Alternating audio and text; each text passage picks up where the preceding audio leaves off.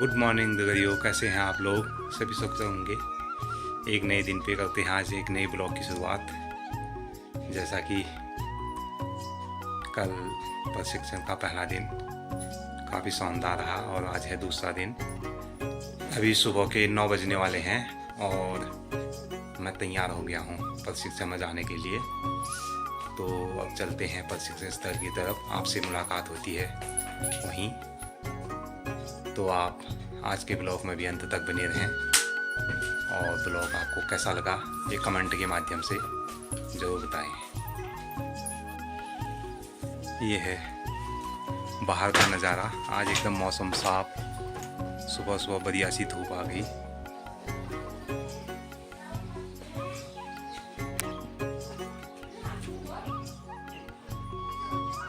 आप सभी का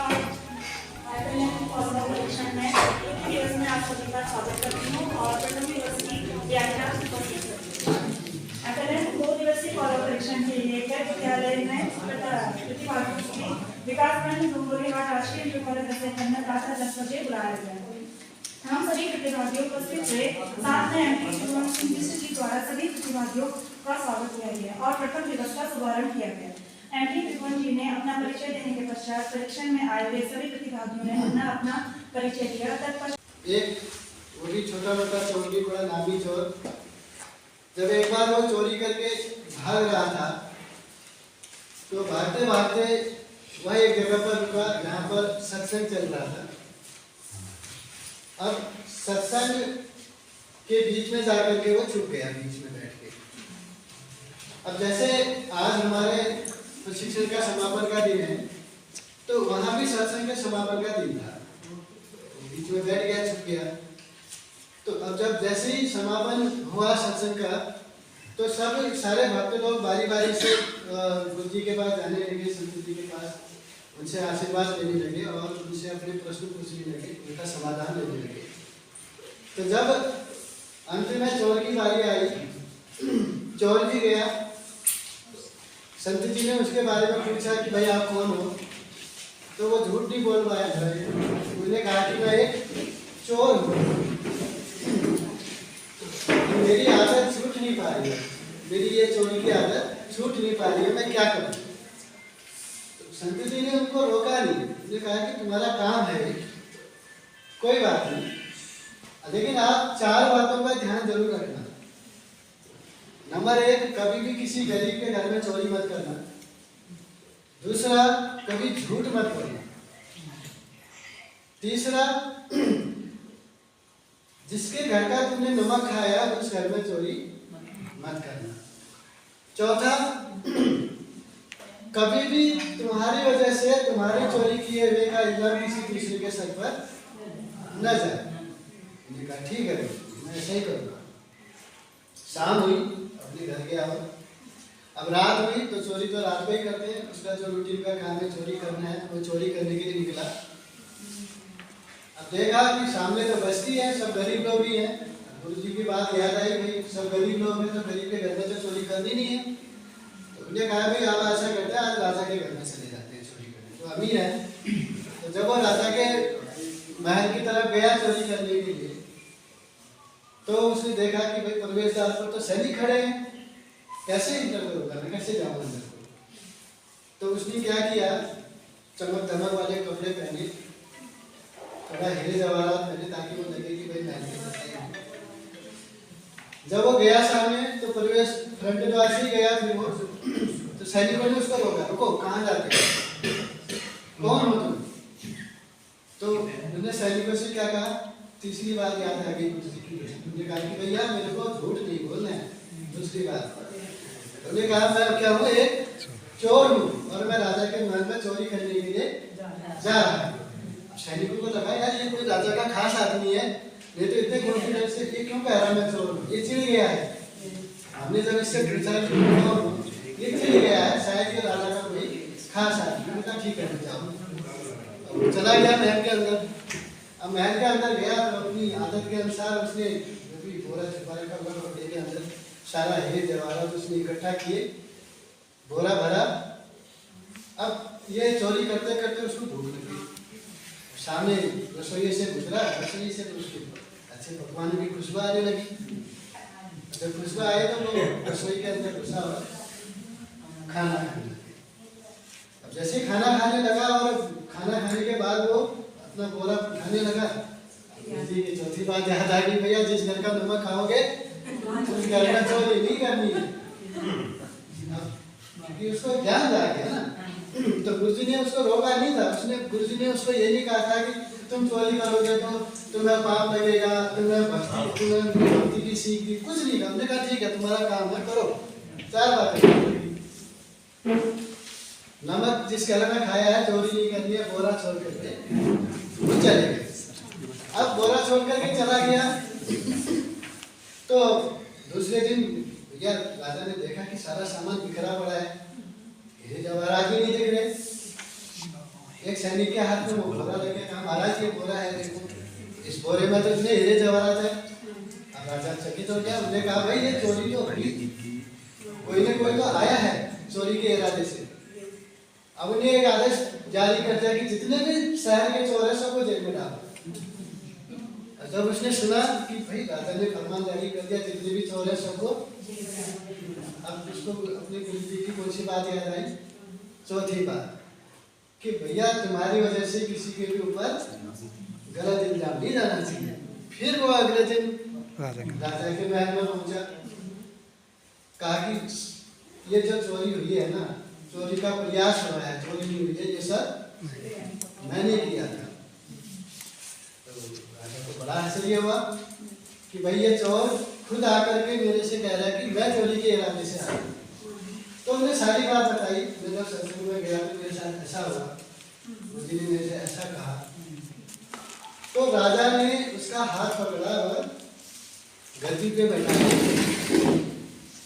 बैठा करके कहा कि धन्य है वो गुरु और धन्य है वो शिष्य, कि भाई ऐसा गुरु जिसकी बातें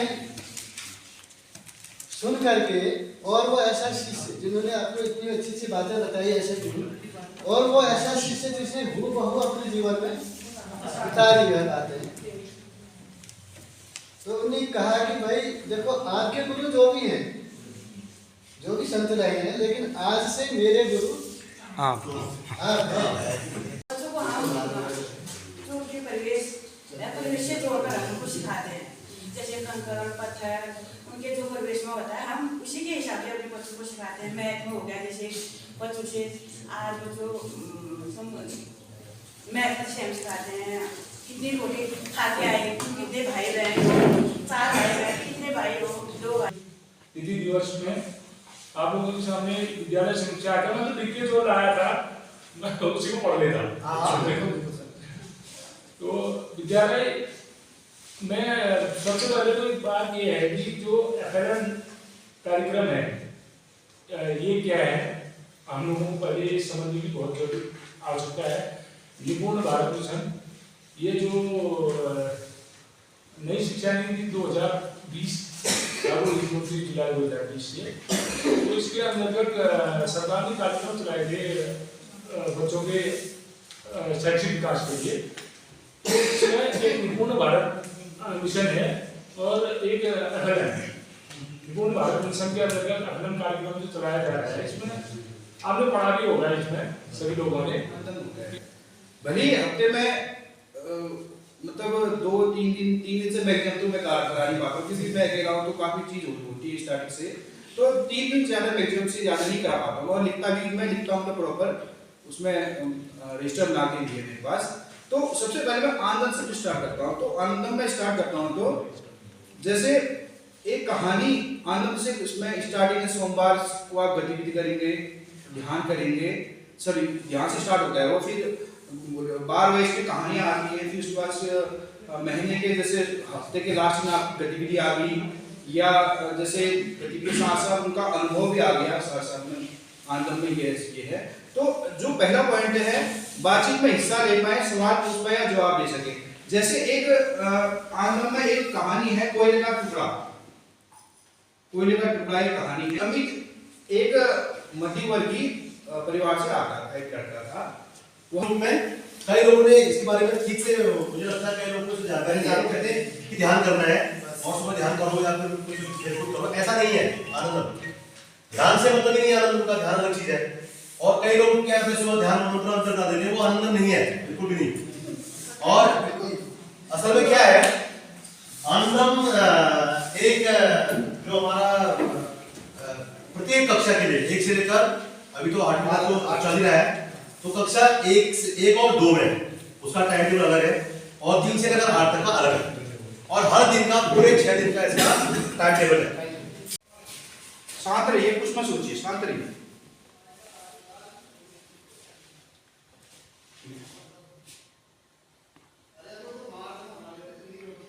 हम एक हाथी के बारे में सोचेंगे, ठीक है? बहुत बड़ा हाथी है, हाथी देखा है तुमने? बहुत बड़ा हाथी है, मकान के बराबर है। बहुत बड़ा हाथी है, मकान के बराबर है।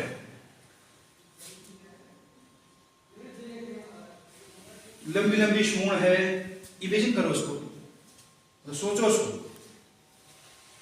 लंबी लंबी सूंड है, उसका रंग काला है। सोचते रहो उसको, जो बोलना उसको सोचते रहो कि वो रंग, उसका रंग काला है, एक लंबी सूंड है, बहुत बड़ा है। सब है वैसे जो बुक शेयर किया ना सर ने, उसमें सारा मिल जाएगा आपको। पूरी गति की तरह दूरी जो है लगभग 2.5 से 3 किलोमीटर। गांव का नाम बसौड़ा है। बसौड़ा गांव में भी जहाँ से बच्चे आते हैं लगभग साउथ की ओर रहते हैं, एकदम नीचे से। जब घर से आते हैं वो खेत के बीचों बीच आते हैं। जब वो खेत पूरा होते हैं फिर मांग करते हैं। लेकिन आपने डरना नहीं है, अच्छे अपने आपको पता है, आपने पढ़ा है कि शिक्षा लिए इतना ट्रेनिंग लिया है, इतना एजुकेशन के बाद आप इस क्षेत्र में आए हैं, तो आप अच्छा ही रहेंगे। बच्चों को संस्कार, आपके घर के अच्छे संस्कार मिले तभी तो आप यहाँ तक पहुँचे हैं। आगे को भी उसको आपको आगे बढ़ाना है। बाकी FLN वाली बात है, आपके साथ समझ सके, ये भौतिक भाषा के विकास में आता है। उसके बाद है पढ़ना। पढ़ना क्या है? अगर पढ़ना की हम अगर डेफिनेशन जानना चाहें तो मैं एक चीज देख रहा था अभी कुछ टाइम पहले। पढ़ना क्या है? पढ़ना मतलब डिकोडिंग ऑब्लिक वर्ड पहचान, मतलब वर्ड पहचान डिकोडिंग, गुणा समझ बराबर पढ़ना। मैं अभी देख रहा था मेरे जो तो यही हम पढ़ना की डेफिनेशन मानते हैं कि बच्चा समझ कर कितना पढ़ रहा है। और खाली पढ़ना ही पढ़ना नहीं है, उसको परिवेश के साथ कितना जोड़ रहा है। भाषा हिंदी अंग्रेजी को शामिल नहीं किया। इस तरह से बना होगा। इसको आपने कैसा करना है, जैसे यहाँ पर आपने चुनौतियां भरनी है। केवल 3 महीने का टारगेट डाला है सामने, मार्च तक की बात कर रहे हैं। मार्च तक हमने इसको पूरा कर लेना है। ये विकास योजना हमारी योजना का मतलब क्या है? योजना का मतलब क्या समझ रहे हैं? किसी काम को करने के लिए तो हमारी प्लानिंग है ना, उसको हमने जो वो उसको जो अचीव करना है उसके लिए हमारी प्लानिंग है। तो 3 महीने की हमारी प्लानिंग है। उसमें चुनौतियों को हमने लेना है कि वर्तमान चुनौती कक्षा 1 में क्या है आपके पास विषयवार। आप किसी विषय को, आप जैसे हमारा हिंदी विषय आप ले लीजिए, या आप फिर पढ़ने को लेकर या कौशलों को लेकर आप ले लीजिए। लिखने में कोई दिक्कत आ रही है तो कक्षा तो है विषयवार, यहाँ पर आप विषय का अलग अलग भी आप उसका उल्लेख कर सकते हैं। जैसे हमारा हिंदी में किसी को दिक्कत आ रही है, कक्षा 1 की हिंदी कक्षा आप भाषा देख रहे हैं, यहाँ पर भाषा है तो कक्षा कितना हो रहा है? 21 ही हो रहे, 21 21 ही हो रहे हैं जमा। 37 को 21 जमा हो गया। ये ना फोन नंबर लिख देंगे। हाँ बढ़िया दो ठंडा है लेकिन आवाज है ना।